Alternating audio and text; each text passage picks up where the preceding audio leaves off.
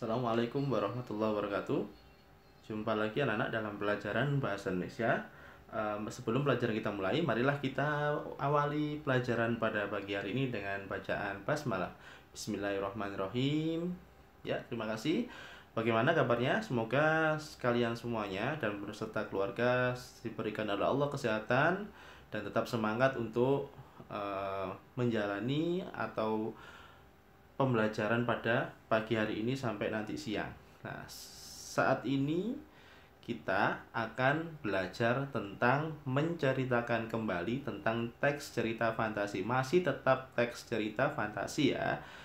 Bedanya untuk yang kemarin kita belajar tentang unsur intrinsiknya, tetapi kalau sekarang kita akan belajar tentang menceritakan kembali teks cerita fantasi ya.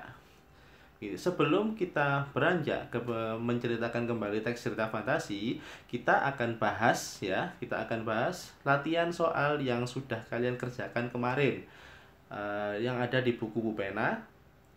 Nah, coba dilihat semuanya anak-anak. Di sini ada kemarin itu kalian mengerjakan teks di halaman 24 buku pena yang berjudul Roti Permohonan Kami. Ayo, sebelum kita bahas, mari persiapkan buku penanya dan coba dilihat halaman 24.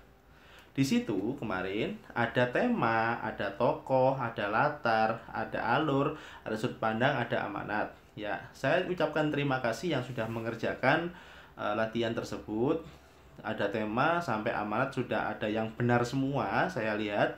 Kemudian ada beberapa yang kurang menyimak kemarin video yang sudah saya sampaikan. Sudut pandang masih salah, kemarin kurang benar. Kemudian latarnya juga kurang benar. Di situ ada juga yang alur ceritanya hanya ditulis alur maju. Iya benar, alur maju. Tetapi apa sih rinciannya, alurnya bagaimana sih? Itu yang tidak tertulis ya. Di sini kita akan membahas tentang tema, tokoh, latar, kemudian alur cerita, sudut pandang, amanat pada teks halaman 24 buku pena ya. Temanya sekarang. Kemarin saya sudah berbicara bahwa temanya itu lain dari judul, beda dengan judulnya. Masih banyak yang menjawab itu tema adalah sama dengan judul. Jadi temanya ditulis Roti Permohonan Kami, itu kurang benar ya.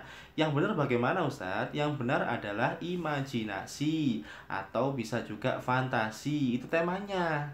Karena itu adalah cerita khayalan ya, Roti Permohonan Kami itu. Kemudian tokohnya siapa saja? Tokohnya, karena pemeran utamanya ada dua sebenarnya ya. Yang sering muncul dalam cerita ada dua. Ada kakak beradik namanya Sachi dan Milan. Begini ya, ini adalah Sachi dan Milan. Ini adalah pemeran utama. Pemeran utama itu adalah pemeran yang sering muncul dalam cerita. Kemudian yang kedua ada pemeran tambahan. Pemeran tambahannya Tuan dan Nyonya Dalga. Bisa juga disebutkan guru, bisa juga disebutkan teman-teman. Boleh ya, ditambahkan seperti itu tokohnya. Gitu ya. Nah, kemudian latarnya ada latar waktu, tempat, sama suasana ya. Ada malam, ada siang. Kenapa kok malam sama siang Ustadz? Malam itu ketika salah satu dari Sachi dan Milan itu tidur. Milan tidur. Kemudian dia bermimpi ibunya datang itu kan malam hari. Siang itu kapan Ustadz? Siang itu ketika Milan dan Sachi bersekolah. Ingat nggak ketika mereka membawa roti untuk dijual ke sekolah? Logikanya kalau membawa roti itu pasti siang hari atau pagi hari. Tempatnya, coba dilihat kalimat pada paragraf pertama. Sachi dan Milan adalah anak dari seorang pembuat roti. Roti buatan orang tua mereka sangat disukai oleh hampir seluruh warga kota. Berarti tempatnya di sebuah kota. Begitu kan?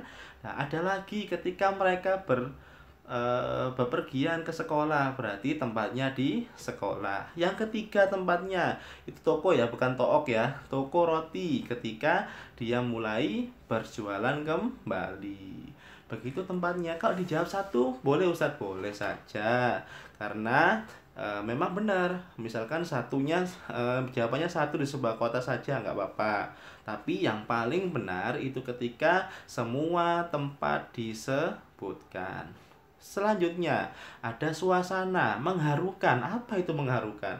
Berarti mengharukan itu sedih ya suasananya ketika dia ingin membantu orang tuanya berjualan roti. Ibunya kan meninggal dunia, sedangkan ayahnya cacat kan setelah mengalami kecelakaan. Itu mengharukan. Gembiranya bagaimana Ustadz? Ketika Sachi dan Milan berhasil membuat atau membangun toko roti kembali. Itulah suasananya gembira. Sekarang alur ceritanya. Alur cerita, kemarin ada yang menjawab alur maju. Benar alur maju itu. Tetapi yang dijelaskan di situ adalah penjelasan alur maju itu bagaimana sih? Nah, cerita kan bermula ketika Sachi dan Milan adalah anaknya orang penjual roti kan, rotinya kan enak gitu kan. Nah, ketika orang tuanya setelah kecelakaan itu kan turun, nah, rotinya tidak laku lagi, bahkan tutup kan. Nah, orang tuanya, bapaknya yang biasanya membuat roti enak setelah kecelakaan juga kehilangan sentuhan tangannya, jadi roti yang dijual itu kurang enak gitu kan. Nah, kalau sudah seperti itu, apa yang dilakukan Sachi dan Milan? Dia terus berharap, dia bermimpi ketemu ibunya, begitu. Nah, di dalam rotinya itu ada permohonan bahwa roti yang dia makan atau roti yang ia buat nanti itu menjadi enak dan punya toko roti yang lain. Jadi rotinya ada yang namanya apa kemarin nak? Michi ya, Michi atau apa kemarin itu toko rotinya, dan dia berhasil membuat toko roti yang baru itu kan. Nah, itu dijelaskan alur ceritanya, bagaimana sih jalan ceritanya. Nah, itu ialah yang dituliskan dalam alur cerita, bukan hanya sekadar alur maju saja, begitu ya. Nah, sudut pandang coba dilihat pada halaman 24 itu. Teksnya dimulai dengan kata apa? Sachi dan Milan adalah anak dari seorang pembuat roti. Tidak ada kata aku, tidak ada menjelaskan dirinya sendiri. Berarti sudut pandangnya adalah orang ketiga, gitu ya. Sudut pandangnya adalah orang ketiga. Benar? Nah, itu saja, tidak usah aneh-aneh sudut pandang apa Sachi dan Milan dan sebagainya. Sudut pandangnya hanya orang ketiga. Karena cerita ini menerangkan tentang tokoh utama yang bernama Sachi dan Milan. Begitu ya. Sedangkan sekarang amanat. Amanat itu apa sih? Amanat itu adalah pesan yang terkandung dalam cerita. Pesannya apa Ustadz kalau begitu? Jangan mudah menyerah apabila menghadapi kesulitan. Ketika dia tidak enak rotinya, tidak laku rotinya, dia terus-menerus berdoa, terus-menerus berusaha ya, sehingga rotinya bisa kembali dibuat dengan enak dan toko rotinya bisa kembali dibuka. Itu adalah amanatnya. Nah, inilah kemarin yang bisa dilihat di buku paket yang ada di kalian Bu Pena ya. Itu pada halaman berapa kemarin itu? Halaman 26 ini pekerjaannya. Nah, nanti silakan pada halaman 26 ini jika ada yang kurang benar, ini adalah jawabannya ya. Silakan diperbaiki sesuai dengan apa yang tertulis di video ini. Nanti jika ulangan harian keluar, kalian bisa mengerjakan dengan baik. Begitu ya, Nak ya? Ya. Sekarang kita berlanjut tentang menceritakan kembali teks cerita fantasi. Itu. Jika kalian sudah sudah membaca cerita, pastinya tahu kan apa itu teks cerita fantasi. Begitu. Nah, inilah tips-tipsnya ketika ingin menceritakan kembali teks cerita fantasi. Yang pertama harus kalian lakukan adalah membaca cerita fantasi itu dengan saksama. Nah, maksudnya dengan saksama itu bagaimana, Ustadz? Kalian dengan teliti membaca apa saja kejadian yang ada dalam teksnya, ditandai, digaris bawahi. Nah, menyambung di nomor 2, mencatat hal penting dalam cerita. 3, mencatat peristiwa yang dialami tokoh dalam cerita. Nah, nomor 3 ya nak ya. Nomor 3 ini akan saya contohkan pada slide berikutnya. Ya. Kalau sudah ada ini mencatat peristiwa yang dialami tokoh, otomatis kamu sudah 70% bisa menceritakan kembali.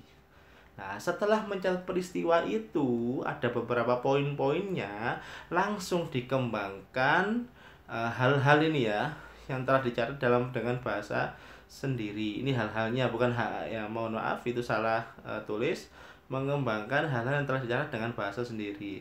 Jadi nomor 3 itu kamu kembangkan sendiri dengan bahasamu sendiri. Nomor 5, jika nanti menceritakan kembali, jangan sekali-kali untuk menambahkan cerita dengan ide sendiri. Saya contohkan, misalkan tadi itu ada cerita Milan dan Saji.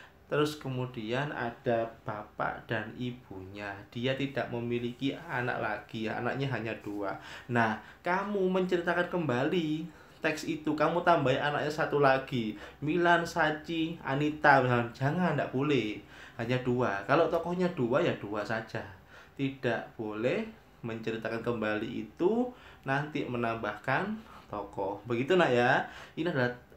Ini adalah tipsnya ketika kalian ingin menceritakan kembali sebuah teks cerita fantasi.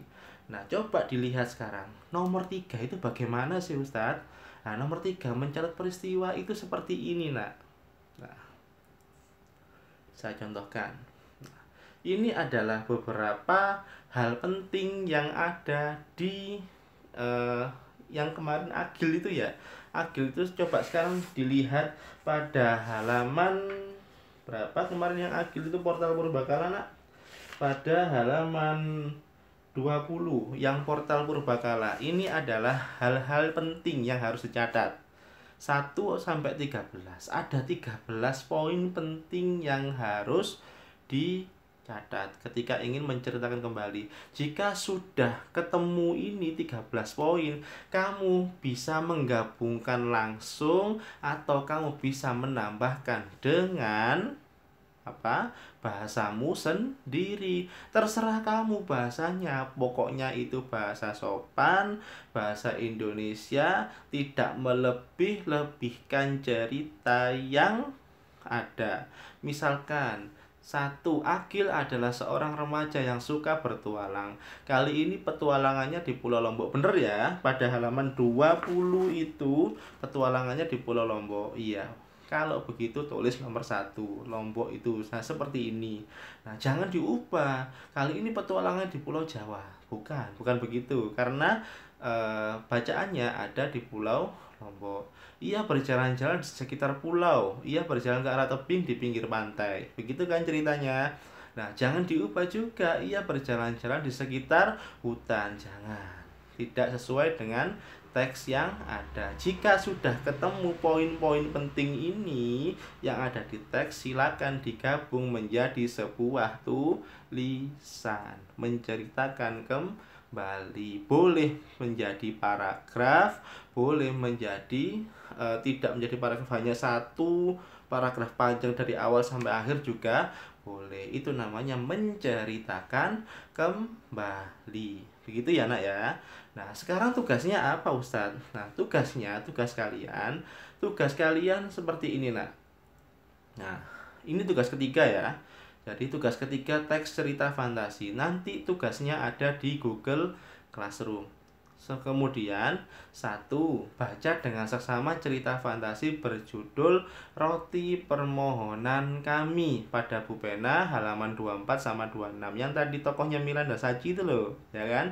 Setelah membaca, ceritakan kembali cerita fantasi itu dengan ditulis pada link Google Form yang sudah tersedia. Nanti kamu ketik, ceritakan kembalinya diketik di Google Form yang linknya nanti akan saya tayangkan di Google Classroom kalian begitu ya nak ya. Kalian tinggal menceritakan kembali saja.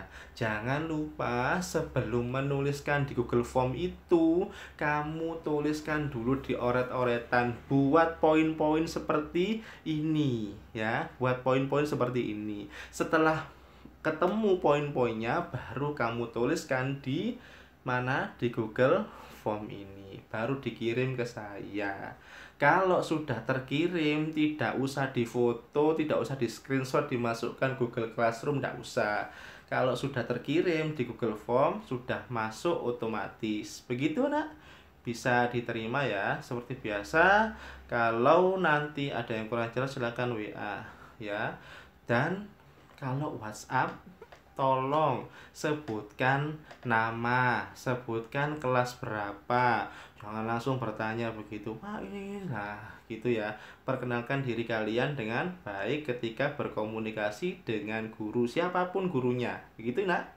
Saya terima ya untuk kesopanan kalian di dalam bergaul dalam masyarakat, bukan dengan guru saja. Itu saja yang bisa saya sampaikan pada pelajaran hari ini. Semoga apa yang kalian lakukan hari ini mendapatkan ridha dari Allah Subhanahu wa taala. Marilah kita tutup pelajaran kali ini dengan bacaan hamdalah. Seperti biasa, tugasnya saya tunggu hari ini sampai pukul 8 malam. Hanya ada satu tugas saja, menceritakan kembali cerita fantasi. Teksnya pada Bu Pena halaman 24 sampai 26 yang berjudul Roti Permohonan Kami. Cukup sekian dari saya. Apabila ada salah kata, saya mohon maaf. Terima kasih. Assalamualaikum warahmatullahi wabarakatuh.